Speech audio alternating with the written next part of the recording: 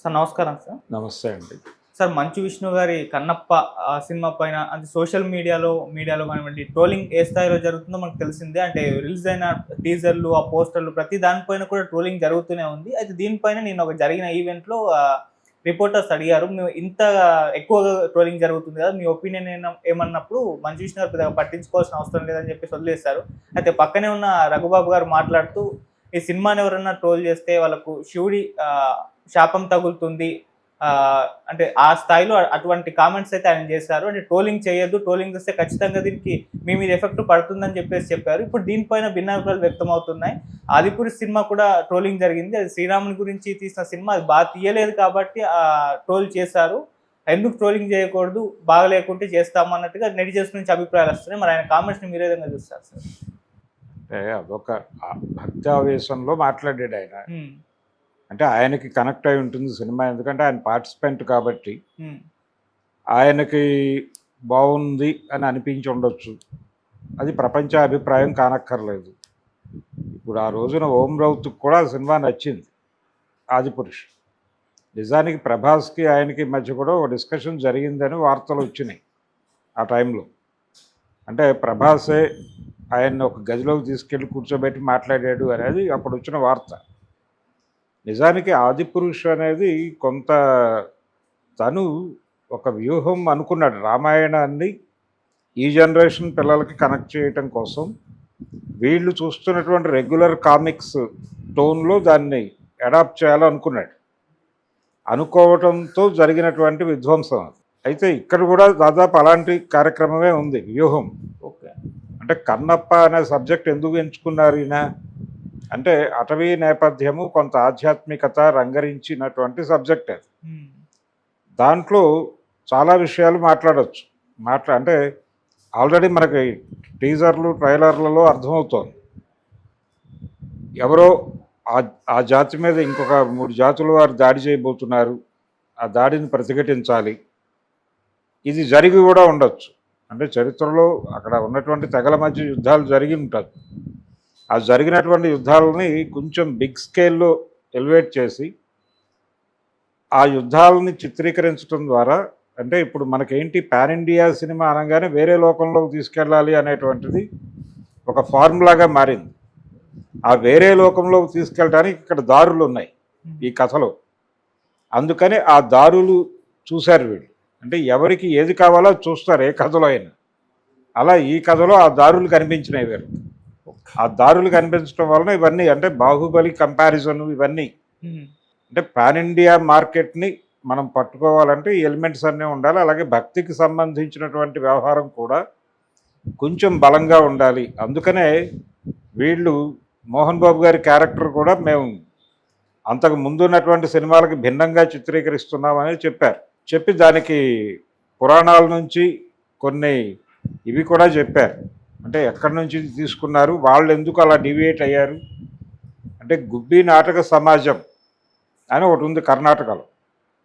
ఆ నాటక సమాజం వాళ్ళు ఈ కన్నప్ప నాటకం ఆడిన సందర్భంగా ఆ క్యారెక్టర్ని అలా డిజైన్ చేశారు. అంటే ప్రేక్షక రంజకంగా ఉండటం కోసం చేసినటువంటి డిజైన్ అది. దాన్ని రాజ్ కుమార్ గారి సినిమాలో అడాప్ట్ చేసి లింగమూర్తి గారితో చేయించారు. లింగమూర్తి గారు వద్దని చెప్పుండాల్సింది ఆ రోజున, ఆయన చెప్పలేదు. దానికి కొంచెం డోస్ పెంచి బాపు గారు వాడారు కన్నప్పలో, రావుగోపాలరావుతో చేయించారు.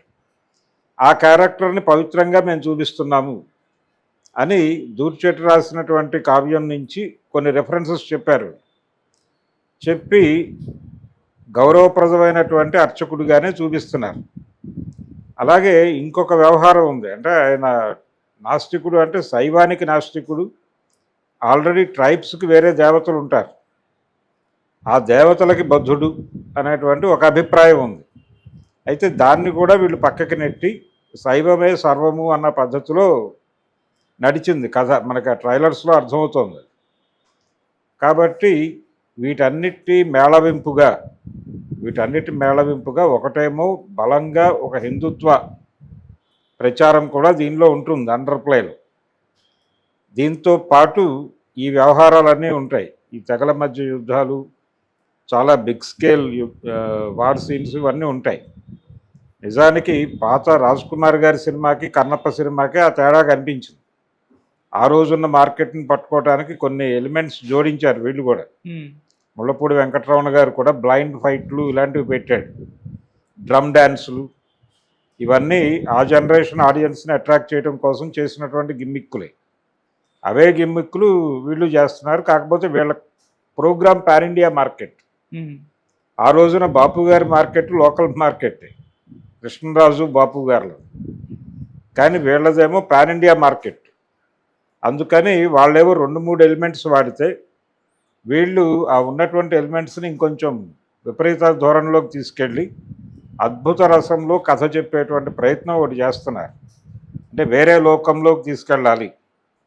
ఆ వేరే లోకంలోకి తీసుకెళ్ళడానికి కావాల్సిన స్పాన్ కోసం న్యూజిలాండ్ వెళ్ళారు. రకరకాల ప్రాంతాల్లో సినిమా నడుస్తుంది, రకరకాల దారుల్లో నడుస్తుంది. ఇంతకుముందు చూసినటువంటి కన్నప్పలు లీలామాత్రంగా గుర్తొస్తాయి తప్ప ఇది వేరే జానర్ సినిమా. ఇది వేరే జానర్లో ఉంటూ ఒక అండర్ ప్లేలో దీనికి సూత్రం ఒకటి ఉండాలి. కాబట్టి ఈ పూసలన్నింటినీ, అంటే వీళ్ళ ఐడియాలన్నింటినీ పూసలు అనుకుంటే ఈ పూసలని గుచ్చడానికి ఒక దారం కావాలి. కాబట్టి కన్నప్ప కథని తీసుకుని దాని మీద ఇప్పుడు మార్కెట్ చేయాలి ఈ సినిమా. అందుకని ఇవన్నీ మాట్లాడుతున్నారు. శాపం తగులుతుంది, శివుడి శాపం తగులుతుంది, ఇవన్నీ దాన్ని కొంచెం జనాల్లోకి బలంగా తీసుకెళ్ళటం. అలాగే వీళ్ళ టీజర్లలో తర్వాత పాటల్లో చూపించినటువంటి శివలింగ ఆకృతి మీద కూడా ఒక చర్చ జరిగింది. దాన్ని కూడా వారు డిఫైన్ చేసుకున్నారు. తర్వాత దీని మీద వస్తున్నటువంటి ట్రోల్స్కి ఆల్రెడీ మంచు విష్ణు రకరకాలుగా సమాధానాలు చెప్పాడు. అంటే తను చాలా ఇంటర్వ్యూస్ ఇచ్చాడు మీడియాలో. అవును. ఆ ఇంటర్వ్యూస్లో తనదైన బాణీలో ఆయన కౌంటర్ చేస్తూ వెళ్ళాడు. మీకు తెలుసా అన్న పద్ధతిలో, కొంచెం ఎదురుదాడి చేసే పద్ధతిలోనే వెళ్ళాడు ఆయన. సో కాన్ఫిడెన్స్ లేకుండా మాట్లాడితే మళ్ళీ ఇబ్బంది అవుతుంది ప్రాజెక్ట్. అందుకని పౌరాణిక ఇతిహాసాలకు సంబంధించిన జ్ఞానం ఎవరి జ్ఞానం వారిదే. ఇంకొక మాట కూడా చెప్పాడు ఆయన, ఎన్టీ రామారావు గారి సినిమాల్లో డైలాగులకి మాయాబజార్లో డైలాగులకి తేడా ఉంటుంది. అంటే మాయాబజార్లో డైలాగులు, మాయాబజార్ కథే కల్పితం, అది వాళ్ళు ఓపెన్గా చెప్పుకున్నారు. మహాభారత పాత్రల్ని తీసుకుని కల్పించినటువంటి ఒక గాథ శశిరేఖా పరిణయము అనేది.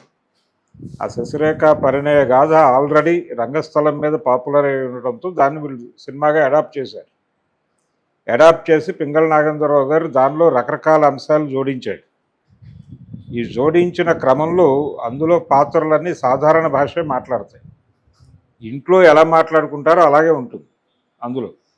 అది ఒక థియరిటికల్ అప్రోచ్. అది వాళ్ళు చెప్పదలుచుకున్న అంశాలు జనానికి బలంగా నాటుకోవడానికి ఆ మార్గం ఎంచుకున్నాడు.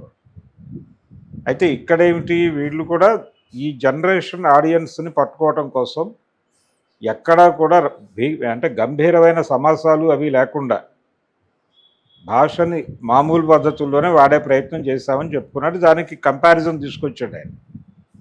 ఎన్టీ రామారావు గారు అంటే ఆయన డైరెక్ట్ చేసినటువంటి సినిమాల్లో డైలాగులు భీకరంగా ఉంటాయి. చాలా పెద్ద పెద్ద సమాసాలు వేసి ఒక్కొక్క డైలాగు 7-8 పేజీల డైలాగుల మీద నడుస్తుంది సినిమా. ఆ డైలాగుల మీద నడిచే సినిమా కాదు మాది, మేము ఏదో మామూలు పద్ధతిలో చేసాం, ఈ జనరేషన్ని కనెక్ట్ చేసుకోవడం మా ప్రోగ్రామ్ అని చెప్పాడు ఆయన. ఇది కూడా ఒక పాన్ ఇండియా వ్యూహమే. అంటే తెలుగు పౌరాణికాలు చూసిన వాళ్ళకి ఇది రుచిస్తుందా అనేది కొంచెం జటిలమైన వ్యవహారం. ఇంతకుముందు కన్నప్ప కనెక్ట్ అవ్వడానికి కొన్ని ఎలిమెంట్స్ ఉన్నాయి దానిలో. ఇది కొంచెం చిన్న డీవియేషన్స్ ఉండొచ్చు. ఈ డీవియేషన్స్ కూడా మార్కెట్ కోసం చేసినవే. ఈ మార్కెట్ కోసం చేసినటువంటి డీవియేషన్స్ ఇవన్నీ కూడా రకరకాలుగా జనాలకు కనెక్ట్ అయ్యి ఎవరి పద్ధతిలో వాళ్ళు కామెంట్స్ చేస్తున్నారు సోషల్ మీడియాలో. ఈ కామెంట్సే మీమ్స్ అవుతున్నాయి, ట్రోల్స్ అవుతున్నాయి, రకరకాలుగా మారుతున్నాయి. ఈ మార్పులు చేర్పులు, అలాగే దీనిలో రొమాంటిక్ సీన్స్ కొన్ని బయటకు వచ్చినాయి, ఆ స్టిల్స్ అవి, వాటి మీద కామెంట్స్ చేస్తున్నారు. దానిలో కూడా ఉంది, కన్నప్పలో కూడా డ్యూయెట్లు ఉన్నాయి. కన్నప్పకి ఆకాశం దించాలా, నెలవంక తుంచాలా లాంటి డ్యూయెట్స్ ఉన్నాయి దానిలో కూడా. వాణిశ్రీ గారు హీరోయిన్. అలా ఆ సినిమాలో కూడా కొంత రొమాన్స్ ఉంది, రొమాంటిక్ ఏరియా ఉంది. ఉమ్, సో ఇక్కడ కూడా దాన్ని వీళ్ళ పద్ధతిలో వీళ్ళు డిజైన్ చేస్తున్నారు. వీళ్ళ టార్గెట్ వేరు, వీళ్ళ మార్కెట్ వేరు. ఓకే. వీళ్ళ మార్కెట్ నిర్ణయిస్తుంది వీళ్ళు ఏం తీయాలి అనేది. ఆ మార్కెట్ నిర్దేశనలో వీళ్ళు వెళ్తున్నారు. ఓకే. దాన్ని ట్రోల్ చేస్తే శివుడు శాపం తగులుతుందా లేకపోతే ఇంకొకటి శాపం తగులుతుందా అన్నది కాదు ఇక్కడ.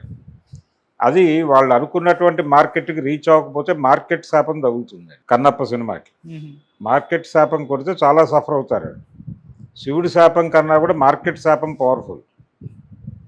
అందుకని మార్కెట్ శాపం తగలకుండా సినిమాని వాళ్ళు జాగ్రత్తగా రిలీజ్ చేయగలిగితే, అంటే ఒకటి మార్కెట్ని అట్రాక్ట్ చేయాలి, అలాగే దాని మీద ఒక కోర్ ఐడియా ఉంటుంది జనాల మనసుల్లో, దాన్ని డిస్టర్బ్ చేసేదిగా కంటెంట్ ఉండకూడదు.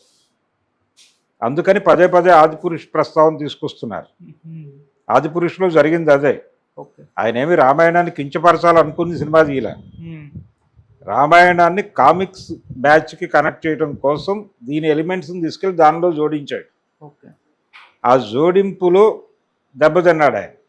ఆ మిక్స్ చేయటం అనే దగ్గర చాలా సిస్టమేటిక్గా వెళ్ళాలి. మాయాబజార్లో వాళ్ళు చాలా జాగ్రత్తలు తీసుకున్నారు. ఏ క్యారెక్టర్ని వాళ్ళు రెడిక్యూల్ చేయరు, చాలా పద్ధతిగా వాళ్ళ థియరీకి అనుగుణంగా నడుపుకుంటూ వెళ్ళిపోయారు. ఉమ్, దానికి చాలా అనుభవము కావాలి, అలాగే విపరీతమైన స్టడీ కావాలి. ఆ రెండు ఉండటం వలన వాళ్ళకి సాధ్యమైంది.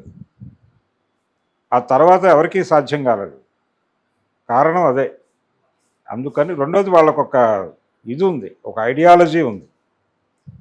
చాలా క్లియర్గా ఆయన గాంధీయన్, ఆ రైటర్. ఆయన గాంధీ గారి ఫిలాసఫీని విపరీతంగా నమ్మిన వ్యక్తి, పైగా కృష్ణా పత్రిక నుంచి వచ్చినవాడు. ఉమ్, అందుకని ఆ అవుట్లుక్ కనిపిస్తుంది దానిలో. ఓకే. చాలామంది పరిశోధకులు వదిలేశారు, కానీ నిజానికి మాయాబజారు స్వతంత్ర సమరంతో లింక్ అయి ఉన్నటువంటి సబ్జెక్ట్ అది. ఇది పౌరాణికంలా కనిపించేటువంటి సాంఘికం మాయాబజార్. అందుకని దాని గొడవ వేరు, వీళ్ళ గొడవ వేరు. వీళ్ళది మార్కెట్ అన్వేషణ, ఓకే. మార్కెట్ కోసం చేసినటువంటి ప్రాజెక్ట్. మార్కెట్ని ఇబ్బంది పెట్టకూడదు. అలాగే ఈ మార్కెట్లో ఇప్పటికీ కూడా ఆ సెంటిమెంట్ ఉంది. అంటే వీళ్ళు ఒకటి కొత్త లోకాలను చూపించటము, రెండోది పౌరాణిక రెఫరెన్స్. ఈ పౌరాణిక రెఫరెన్స్ నడపటం వెనకాల ఎక్కడ ఏ రకమైన ఇబ్బంది అనిపించినా కానీ అటాక్ మొదలవుతుంది. ఓకే. అది రాకుండా చూసుకోవాలి. ఆ కేర్ తీసుకోగలిగితే డెఫినెట్గా సినిమా పాస్ అవుతుంది. ఉమ్, కేవలం ఈ భీకరమైన యుద్ధాలు వీటి మీదే సినిమా నడిపిస్తామంటే కష్టం. అందుకని రకరకాల ప్రయత్నాలు చేస్తున్నారు వాళ్ళు. సఫలీకృతం కావాలని అయితే కోరుకుందాం.